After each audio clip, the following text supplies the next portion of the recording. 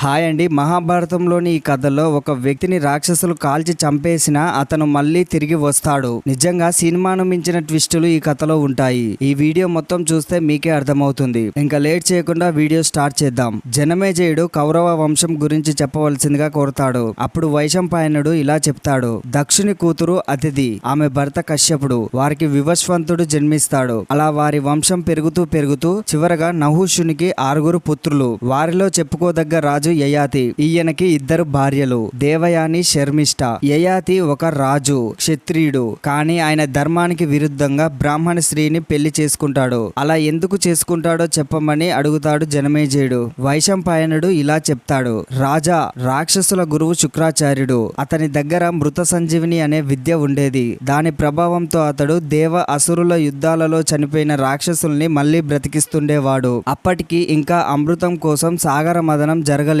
అమృతం లేదు కాబట్టి యుద్ధాలలో చనిపోయిన దేవతలు మళ్లీ బ్రతికే అవకాశం లేకపోయింది. శుక్రాచార్యుడి దగ్గర అమృత సంజీవిని విద్యను సంపాదించగల బుద్ధిమంతుడు ఎవడున్నాడని ఆలోచించి దేవతలు బృహస్పతి కొడుకు అయిన కచుడి దగ్గరకు వెళ్లారు. కచుడితో ఇలా అన్నారు. నాయన, నువ్వు మీ తండ్రి కంటే బుద్ధిమంతుడవు. శుక్రుడి దగ్గర విద్యార్థిగా వెళ్లి ఆ విద్యను నువ్వు సంపాదించుకొని రా. ముఖ్యంగా శుక్రుడి కూతురైన దేవయానికి నచ్చే విధంగా ప్రవర్తించు. ఎందుకంటే కూతురంటే ఆయనకు చచ్చేటంత ప్రేమ. నీకు మంచి జరుగుతుంది, వెళ్ళిరా అని దీవించారు. కచుడు తల్లిదండ్రుల దీవెనలు పొంది వారి ఆజ్ఞ మీద బయలుదేరాడు. శుక్రాచార్యుడు వృషపర్వుడు అనే రాక్షస రాజు దగ్గర ఉండేవాడు. అతని దగ్గరికి కచుడు వెళ్లి నమస్కారం చేసి, గురుదేవ, నేను విద్యార్థిగా తమరి దగ్గర విద్య నేర్చుకోవడానికి వచ్చాను అని అన్నాడు. అప్పుడు శుక్రాచార్యుడు, బృహస్పతి అంతటి వాడి కొడుకు వచ్చి చదువు చెప్పండి అనడం నాకు ఎంతో గొప్ప విషయం అని భావించి సరేనన్నాడు. కూతురు దేవయానికి ఎంతో అనుకూలంగా ఉంటూ సేవలు చేస్తుండేవాడు. అడవికి వెళ్ళినప్పుడు దేవయాని కోసం ప్రత్యేకంగా పళ్ళు పూలు తెచ్చి ఇచ్చేవాడు.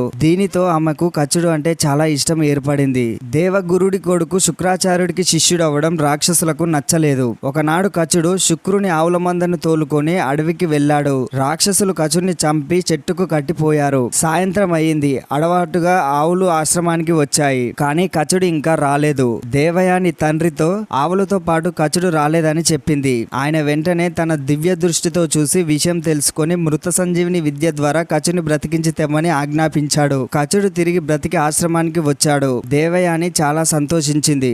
మరొకసారి అడవికి గోవుల్ని తోలుకొని వెళ్లిన కచుని రాక్షసులు మళ్లీ చంపారు. అలా వదిలేస్తే శుక్రుడు మళ్లీ బ్రతికిస్తాడని కచుని శవాన్ని కాల్చి బూడిద చేసి దాన్ని శుక్రుడు తాగే కళ్ళులో కలిపి శుక్రుని చేత తాగించారు. ఆయన బాగా తాగిన మైకంలో ఉన్నాడు. సూర్యుడు అస్తమించాడు. గోవులు ఇంటికి వచ్చాయి. కానీ కచుడు మళ్లీ రాలేదు. దేవయాని మళ్లీ చాలాసేపు ఎదురు చూసింది. ఇంకా ఓపిక పట్టలేక తండ్రి దగ్గరకు వచ్చి చెప్పింది. ఆయన తాగిన మైకంలో వినిపించుకోలేదు. ఏడ్చి మొత్తుకుంది. ఆయన కొంచెం తెలివి తెచ్చుకొని రాక్షసులు అతని మీద పగపట్టారు. నేను బ్రతికించినా మళ్లీ మళ్లీ చంపుతూనే ఉంటారు, పోనీలే అని మళ్లీ పడుకున్నాడు. దేవయాని ఆపకుండా గోల పెడుతూనే ఉంది. కూతురు గోల భరించలేక లేచి కచుడి కోసం దివ్య దృష్టితో సకల లోకాలు వెతికాడు. ఎక్కడా కనబడలేదు. ఇంకా జాగ్రత్తగా పరిశీలించగా అతడు తన కడుపులోనే బూడిదగా ఉన్నాడని, అదంతా రాక్షసులు చేసిన పని అని గ్రహించి ఆశ్చర్యపోయాడు. వెంటనే కళ్ళు తాగడం మహాపాపమని శాపం ఇచ్చి తన కడుపులో ఉన్న కచుని మృత సంజీవినితో బ్రతికించి తన పొట్ట చీల్చుకొని బయటికి రమ్మన్నాడు. కచుడు, గురుదేవ,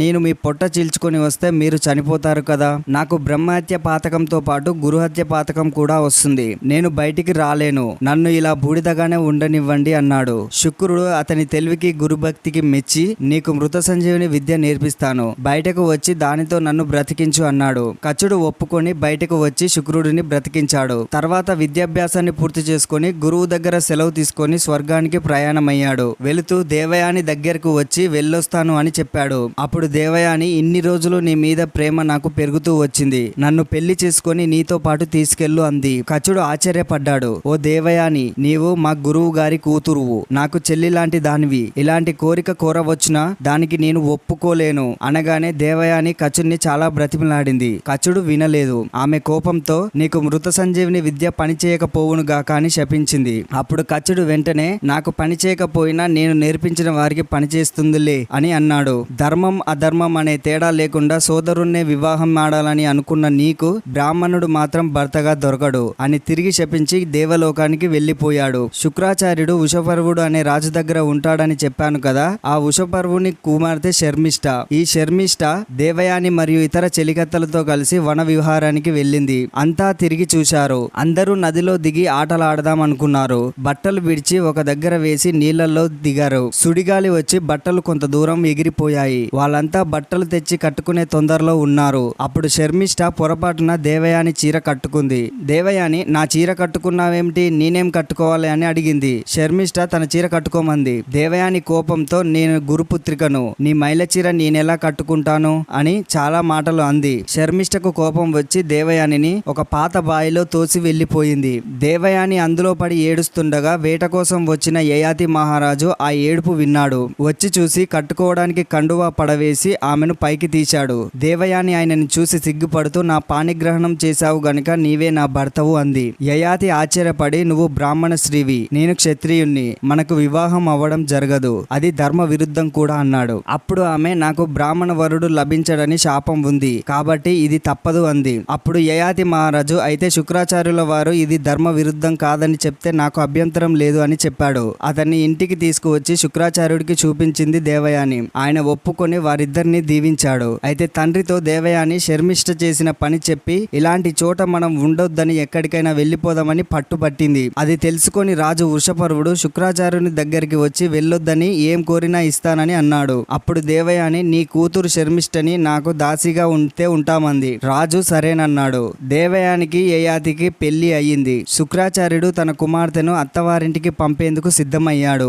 దేవయాని తనకు సేవలు చేయడానికి శర్మిష్ఠను కూడా తీసుకొచ్చింది. శర్మిష్ఠకు ఆమె చుట్టూ ఉండే చెలికత్తలకు వేరే మందిరాలలో వసతి కల్పించింది. తాను యయాతి మహారాజుతో అంతఃపురంలో ఉంటూ యదువు, దుర్వాసుడు అనే కొడుకులిద్దరిని కన్నది. ఒకరోజు విహారానికి వెళ్తున్న యయాతి మహారాజు మార్గ మధ్యలో శర్మిష్ఠ ఇంటి వైపు వెళ్ళాడు. ఆమె తన తోటలో విహరిస్తూ అక్కడికి వచ్చిన యయాతి మహారాజును చూసింది. తనకు యయాతిపై కలిగిన ప్రేమను చెప్పింది. అప్పుడు యయాతి దేవయానిని పెళ్లి చేసుకునే సమయంలో శుక్రుడు నిన్ను అంటే శర్మిష్ఠని కన్నెత్తి చూడరాదని నియమించాడు. అతని ఆజ్ఞని తప్పడం దోషం కదా అని అంటే శర్మిష్ఠ కొన్ని సందర్భాలలో ఆజ్ఞ తప్పడం దోషం కాదని అన్నది. నువ్వు వివాహ సమయంలో చేసిన వాగ్దానం ఇది, దీనిని అతిక్రమించినా తప్పులేదని యయాతి మహారాజుకు సందేహం తీర్చింది. అప్పుడు వారిద్దరూ గాంధర్వ వివాహం చేసుకున్నారు. శర్మిష్ఠకు ఒక కొడుకు పుట్టాడు. దేవయానికి తెలిసి వచ్చి అడిగింది. అప్పుడు శర్మిష్ఠ, ఒక ఋషి నాకు ప్రసన్నుడై వరం ఇచ్చాడు, అందుకే ఈ కొడుకు పుట్టాడు అని చెప్పింది. దేవయాని సరే అని అక్కడి నుండి వెళ్లిపోయింది. ఆ కొడుకు పేరు ద్రుహ్యుడు. తర్వాత శర్మిష్ఠకు అణువు, పూరుడు అనే మరో ఇద్దరు కొడుకులు పుట్టారు. దీని కంటిన్యూయేషన్ స్టోరీ నెక్స్ట్ వీడియోలో చూద్దాం. చాలా ఇంట్రెస్టింగ్ గా ఉంటుంది. Don't forget to like, share and subscribe. Thank you for watching. Thank you.